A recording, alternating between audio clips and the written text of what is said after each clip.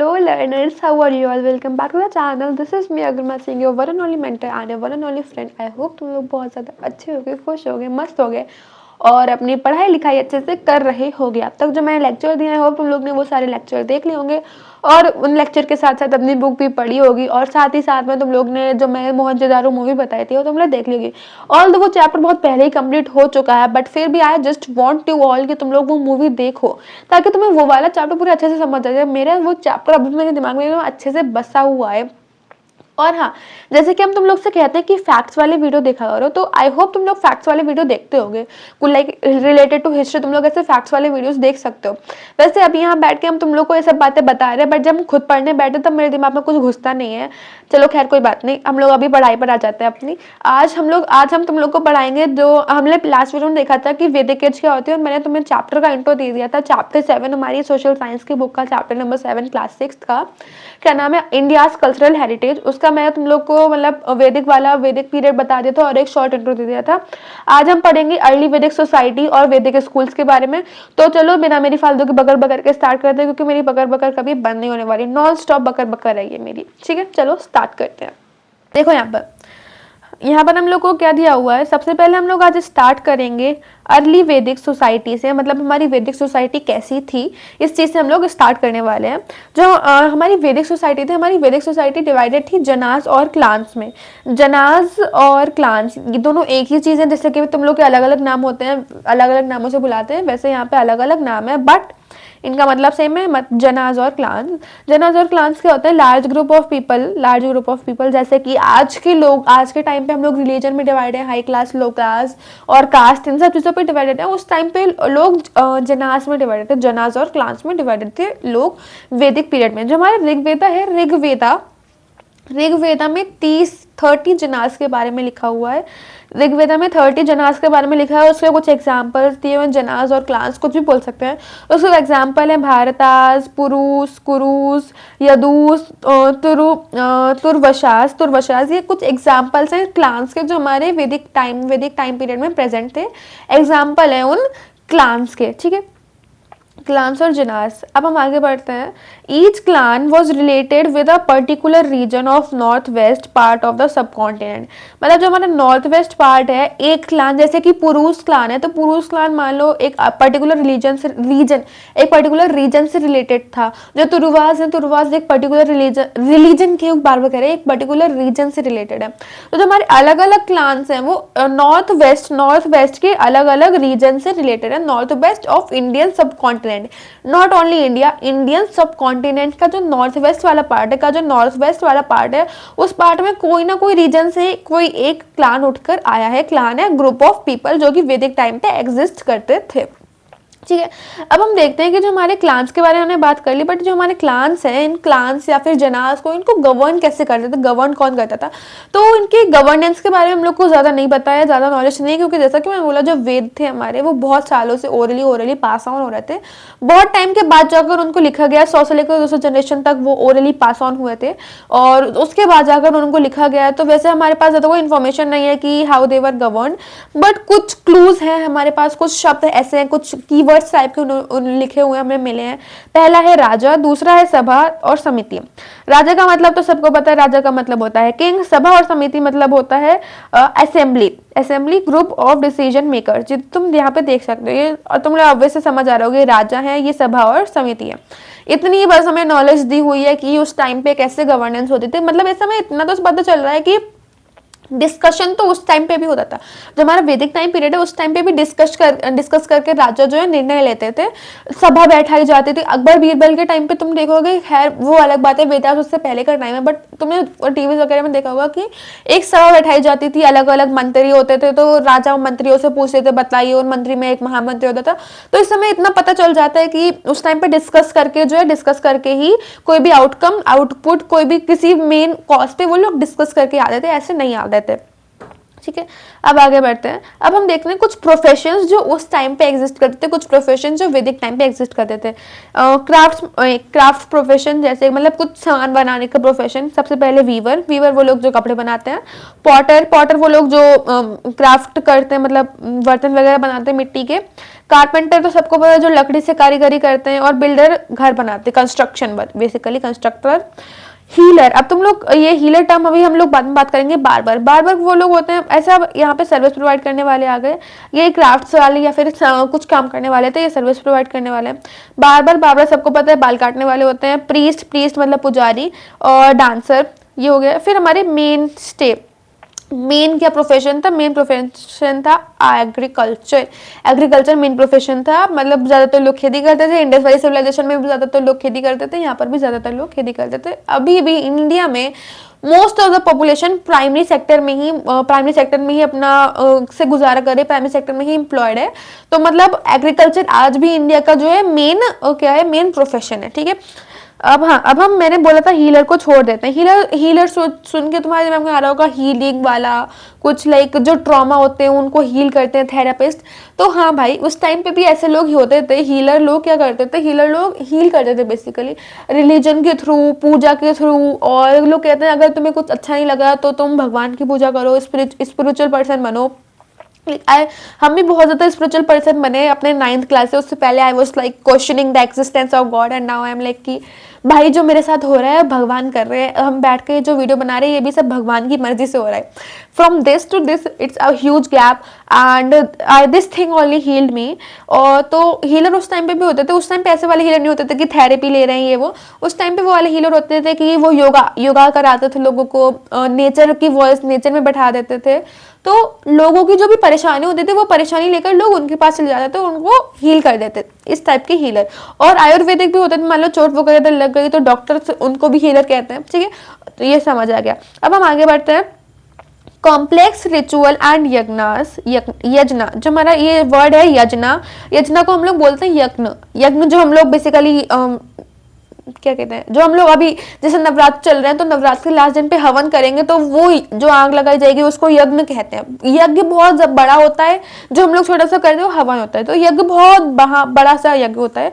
तो यही हम लोग यज्ञ की बात कर रहे हैं, कॉम्प्लेक्स रिचुअल एंड यज्ञ। वैदिक culture also developed many rituals, मतलब अलग अलग तरह के रिचुअल्स। इंडस वैली सिविलाइजेशन में इतने कोई खास रिचुअल्स नहीं होते थे, बस स्क्रिप्चर्स बनाते थे, भगवान को मानते थे, अपने दिल से मानते थे। ठीक है। यहाँ पर क्या है, यहाँ पर अलग अलग रिचुअल्स हैं, जैसे कि डेली यज्ञ, डेली यज्ञ। डेली जो अलग अलग रिचुअल्स थे, मतलब अलग अलग रिचुअल से लोगों का फायदा ही होता था। Aimed at benefiting various deities often involving daily prayers and offering to Agni which grew increasingly complex over time. जैसे कि इंडस वैली सिविलाइजेशन में कुछ ऐसा ज्यादा ऑफरिंग वगैरह नहीं थी, ज्यादा इतना कुछ कॉम्प्लेक्स सिस्टम नहीं था, ज्यादा भगवान को डेली कुछ नहीं करते थे। उसके बाद ये लोग क्या करे, ये लोग डेली भगवान की पूजा करते हैं, डेली उनको कुछ ना कुछ चढ़ाते हैं, मंदिर डेली हो जाते हैं। ऐसे करके धीरे धीरे फिर आगे चल के पंडित, केवल पंडित ही ये काम कर सकते हैं। फिर और आगे चल के और कुछ बहुत ज्यादा कॉम्प्लेक्स चीजें, आज तो एकदम ही कॉम्प्लेक्स है। आज इतना ज्यादा कॉम्प्लेक्स हो चुका है सिस्टम कि हमें अपने खुद के रिलीजन के बारे में खुद कुछ नहीं पता है। और हम जो ये बात बोल रहे हैं, मुझे खुद में अपने रिलीजन के बारे में इतना ज्यादा कुछ नहीं पता है।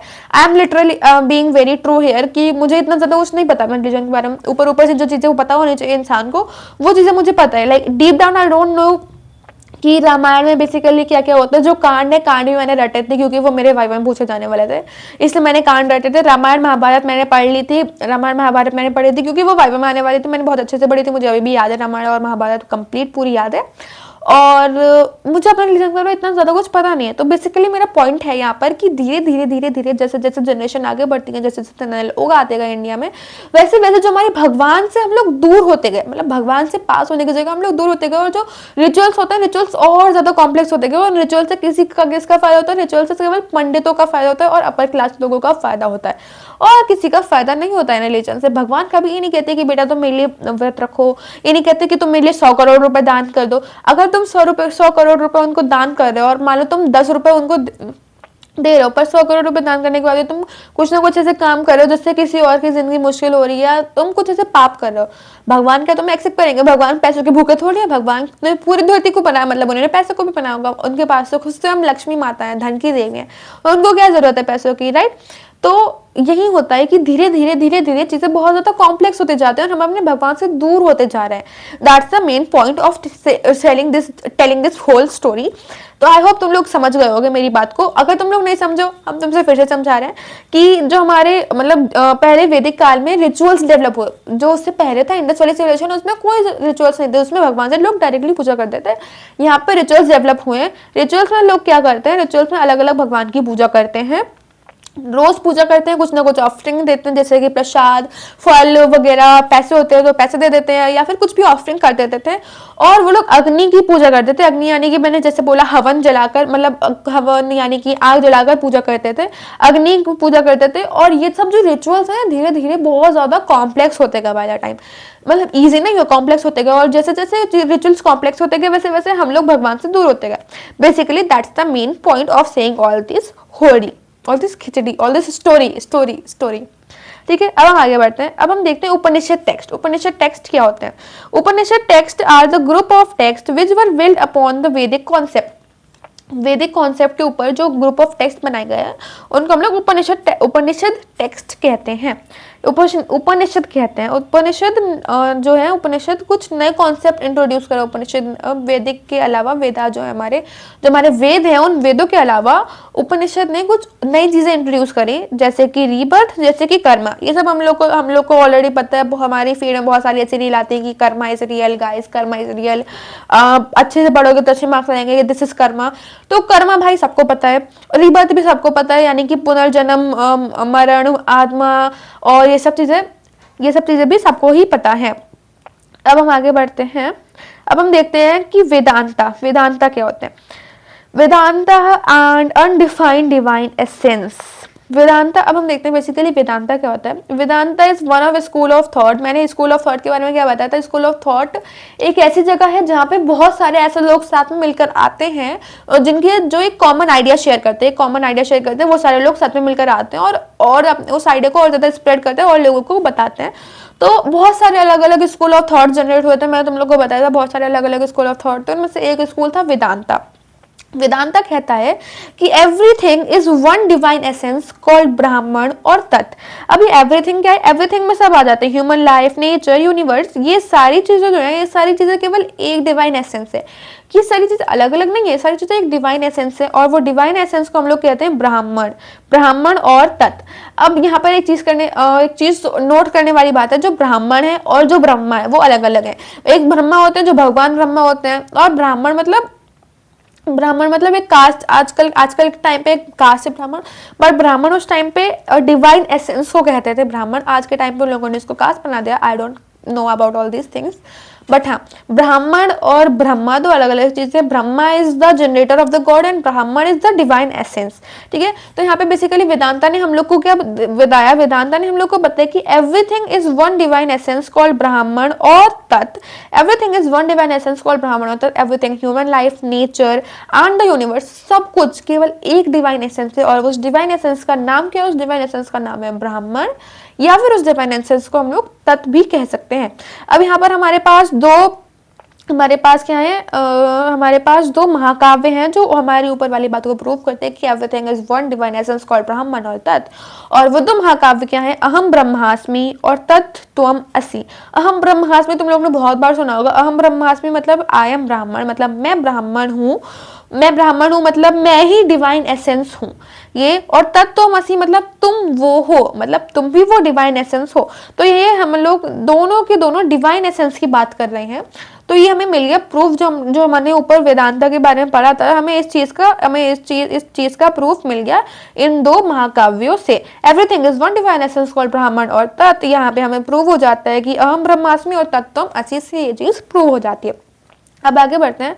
अब हम देखते हैं कि उपनिषद ने क्या क्या करा। उपनिषद, ये तो हमारे वेदांता हो गए, ऊपर वाले वेदांता ने क्या इंट्रोड्यूस करा? वेदांता ने इंट्रोड्यूस करा हमारा डिवाइन एसेंस वाला ब्राह्मण और तत्। जो हमारे वेदांता है, वेदांता ने इंट्रोड्यूस करा था कॉन्सेप्ट ऑफ आत्मन। वेदांता ने इंट्रोड्यूस करा था कॉन्सेप्ट ऑफ आत्मन। ये भाई यहाँ से डिवाइडेड है, ये अलग बॉक्स है एक पूरा, और ये पूरा अपने आप में अलग बॉक्स है, तो तुम इसको ऐसे अलग अलग पढ़ना, मिक्स करके मत पढ़ना, ठीक है। कॉन्सेप्ट ऑफ आत्मन, आत्मन मतलब अल्टीमेट रियलिटी और सुप्रीम रियलिटी, आत्मन आत्मा ऐसा अगर कुछ रिलेट हो रहा है, एग्जैक्टली सेम चीज है। अभी हम लोग पढ़ेंगे तो आप लोग को समझ आ जाएगा पूरा। द अल्टीमेट रियलिटी और द सुप्रीम रियलिटी आत्मन होती है। आत्मन क्या है? आत्मन is the divine essence that resides in every being, मतलब कि आत्मा। उसमें पहले हम लोग को बोला था, वेदांता वाले स्कूल ऑफ थॉट ने क्या बोला था, वेदांता स्कूल ऑफ थॉट ने बोला था कि हर एक चीज एक डिवाइन एसेंस होता है जिसका नाम होता है ब्राह्मण और तत्व। यहाँ पे हम लोग उसी डिवाइन एसेंस की बात कर रहे हैं कि वो डिवाइन एसेंस हम सब के अंदर है, हर एक इंसान के अंदर है, हर एक जिंदा चीज के अंदर है, भले वो पेड़ हो, भले वो छोटा सा कीड़ा हो, भले वो हमारे जैसे इंसान हो, भले वो जायंट हाथी हो, सबके अंदर वो डिवाइन एसेंस है और उस डिवाइन एसेंस का नाम है आत्मन। ऊपर हमने बोला कि सब लोग एक डिवाइन एसेंस है, वो डिवाइन एसेंस है ब्राह्मण और तत्व। यहाँ पे हम लोग को बोल रहे हैं कि जो हम सबके अंदर एक डिवाइन एसेंस है, वो डिवाइन एसेंस है आत्मन। दोनों बातें एक ही हैं, बस थोड़े से शब्द आगे पीछे कर दिए गए हैं, ठीक है। आत्मन और क्या है? आत्मन इज अल्टीमेटली वन विद ब्राह्मण, मतलब आत्मन और ब्राह्मण एक ही हैं, दोनों में कोई अंतर नहीं है। ब्राह्मण को हम ब्रह्मांड भी कह सकते हैं, ब्रह्मांड मतलब जो हमारी आत्मा है और जो ब्रह्मांड है ये पूरा एक ही है, इन दोनों में ज्यादा कोई अंतर नहीं है, ये हमें बताना चाहता है। अब तुम लोग को एक छोटी सी बात है सुनकर ही मुझे बड़ा फैसिनेटिंग सा फील हो रहा है, इतनी सी बात पढ़कर मुझे बड़ा फैसिनेटिंग सा फील हो रहा है कि आत्मा और ब्रह्मांड दोनों एक ही हैं, दोनों के दोनों डिवाइन एसेंस है। हम सब एक ही ब्रह्मांड, एक ही डिवाइन एसेंस, हम सब एक डिवाइन एसेंस है और उस डिवाइन एसेंस का नाम है ब्रह्मांड। ब्रह्मांड ब्राह्मण उस टाइप पे तो नहीं, चीज थी। हम सब एक ही डिवाइन एसेंस है, वो है ब्रह्मांड, और हम सब के अंदर एक डिवाइन एसेंस है और उस डिवाइन एसेंस का नाम है आत्मा। Isn't it fascinating guys? I know it is very fascinating। तो अब अगर तुम और ज्यादा जानोगे ना इसके बारे में तो तुम और ज्यादा फैसिनेट होते जाओगे और तुम और भी ज्यादा कंफ्यूज हो जाओगे। जब हम तुम्हारी एज के थे लाइक 7th 8th 9th, उस टाइम पे I was like very very curious, still I am very curious, but पता नहीं वो क्यूरियोसिटी कहीं दब के मर चुकी है या फिर अभी भी थोड़ी सी क्यूरियोसिटी जिंदा है शायद से। But I was very curious, like हम पूरा दिन यही सब देखते रहते थे, रीबर्थ बर्थ ये सब चीज़ें क्या है, पुनर्जन्म। And one fascinating thing that comes in my mind is कि हम जब मर जाएंगे तब हमें पता चल जाएगा कि आफ्टर लाइफ कैसी होती है। बट मुझे उस आफ्टर लाइफ के बारे में सबको बताना है, मुझे सबको बताना है कि आफ्टर लाइफ में कैसा लगता है, तो हम वो चीज़ सबको कैसे बता सकते हैं। लाइक एकदम क्रेजी लेवल के थॉट आते थे मेरे दिमाग में और अभी भी थोड़े बहुत आते रहते हैं क्रेजी लेवल के थॉट। सो या तो मुझे पागल बुला सकते हो, मुझे कोई दिक्कत नहीं है इसमें। चलो अब हमारी ज़्यादा बकर बकर हो चुकी है, अब हम आगे बढ़ते हैं। क्या लिखा है? Everything in this world is interconnected. अभी हमने क्या पढ़ा?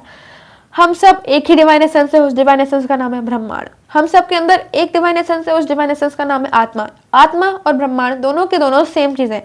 अब हमने क्या पढ़ रहे हैं? अब हम पढ़ रहे हैं कि everything in this world is interconnected and interdependent, मतलब हम सब एक दूसरे से लिंक्ड हैं और हम सब एक दूसरे पर डिपेंडेंट हैं। हम नेचर पर डिपेंडेंट है, नेचर ह्यूमंस पर डिपेंडेंट है, एनिमल्स ह्यूमंस पर डिपेंडेंट है, ह्यूमंस एनिमल्स पर डिपेंडेंट है, एनिमल्स नेचर पर डिपेंडेंट है, नेचर एनिमल्स पर डिपेंडेंट है। सब चीजें एक दूसरे से इंटरडिपेंडेंट हैं। दैट्स द थिंग हमें यहाँ पे बताना चाहते हैं। अब हम आगे बढ़ते हैं। यहाँ पे हम लोग को जो ऊपर हमने पढ़ा उसके लिए हम लोग को यहाँ पे एक फ्रेज या फिर एक वो कुछ लाइन दी है। वो लाइन कहती है सर्वे भवन्तु सुखिना, मतलब may all creatures be happy. Basically इसका यही मतलब होता है may all creatures be happy, but उसमें और भी चीजें इंक्लूड कर देते हैं। एंड द विश की सारे जो क्रिएचर्स होते हैं वो डिसीज फ्री रहें और वो दुख से भी दूर रहें।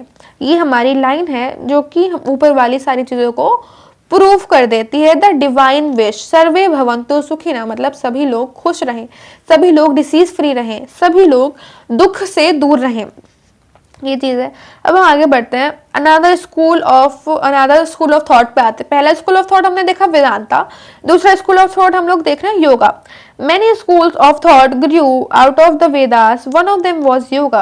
Yoga developed methods intended to achieve the realization of Brahman in one's consciousness. मतलब ये योगा ऐसे मेथड्स को डेवलप करता है जिससे कि एक इंसान आत्मा इस ब्रह्मांड से कनेक्ट हो सके, बेसिकली आत्मा परमात्मा से कनेक्ट हो सके। योगा कुछ ऐसे मेथड्स हम लोग को बताता है कि आत्मा ब्रह्मांड से कनेक्ट हो सके, कुछ ऐसे मेथड बताता है जिससे एक इंसान को रियलाइज हो कि उसके अंदर पूरा ब्रह्मांड बसा हुआ है, ऐसा करके। जो हमारे अलग अलग स्कूल ऑफ थॉट्स हैं, जैसे कि योगा हो गया, जैसे कि वेदांता हो गया, जैसे कि वेद हो गए, ये सारे अलग अलग स्कूल ऑफ थॉट मिलके फाउंडेशन बनाते हैं for what we call Hinduism today. यानी कि हमारा हिंदुइज्म किसी एक चीज से नहीं बना है, वो अलग अलग स्कूल ऑफ थॉट से बना है। अलग अलग सोच विचारधारा के लोग रहते हैं हमारे हिंदुइज्म में। जैसे कि योगा योगा योगा भी हिंदुइज्म में बहुत बड़ी चीज मानी जाती है। किताबें, वेदों, ये सब चीजें बहुत बड़ी बड़ी चीज मानी जाती हैं। तो हमारा हिंदुइज्म किसी एक पर्टिकुलर जगह से नहीं आया है। हमारा हिंदुइज्म अलग अलग स्कूल ऑफ थॉट जब साथ में मिल गए हैं तो इन्होंने बेस लाई करा है, एक फाउंडेशन बनाया for what we call Hinduism today.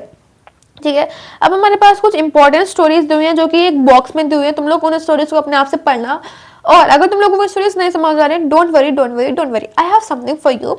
मैंने अभी अभी थोड़ा बहुत एनिमेशन करना सीखा है, तो आई प्रॉमिस कि कल वाला जो लेक्चर होगा, कल वाले लेक्चर में तुम लोग को ये तीनों स्टोरी कौन कौन सी, श्वेत Ketu and seed of reality, जो कि छंदोग्य उपनिषद में है। दूसरी वाली नचिकेता एंड हिज क्वेस्ट, जो कि कथा उपनिषद में है। तीसरी वाली डिबेट ऑफ गार्गी एंड यजनल कव्य, जो कि बृहदरण्यका उपनिषद में है। तो हम तुम लोग को ये सारी स्टोरीज एनिमेशन में तुम लोग चैनल पे अपलोड कर देंगे, तुम लोग देख लेना। I promise to you all, like pinky promise, सबसे पिंकी प्रॉमिस है कि हम ये तुम लोगों को एनिमेशन वाला बना कर दे देंगे। And yeah guys, just to inform you कि I am a big promise breaker, मुझसे कभी भी कोई वायदे निभाए नहीं है आज तक मैंने, बट आई प्रॉमिस कि तुम लोग से ये वाला वादा निभाएंगे। ठीक है, एंड ये अब हमने आज का हमारे सारे टॉपिक कंप्लीट कर लिया। हमारी शॉर्ट एकदम छोटी सी समरी है। यूनिफाइड बेस हिंदुइज्म, योगा, ब्रह्मांड रियलाइजेशन। योगा से हमें रियलाइज होता है कि हमारे अंदर एक पूरा ब्राह्मण रियलाइजेशन। योगा से हमें रियलाइज होता है कि हमारे अंदर एक संपूर्ण ब्रह्मांड बसा हुआ है, हम ब्राह्मण है, सब इंसान ब्राह्मण है। हम अपनी इनर सेल्फ से कनेक्ट कर पाते हैं। योगा में कुछ ऐसे मेथड होते हैं जिससे हम अपनी इनर सेल्फ को कनेक्ट कर पाते हैं। इसी वजह से आज भी जब भी मुझे कुछ, आज हम रोज योगा करते हैं लाइक, तो मुझे थोड़ी शांति मिलती है। और जिस इंसान को कभी शांति नहीं मिलती, उसको बस थोड़ा सा योगा करना चाहिए, थोड़ा सा अपने साथ और नेचर के साथ टाइम स्पेंड करना चाहिए, तो मैं रियलाइज होगा कि हु यू रियली आर।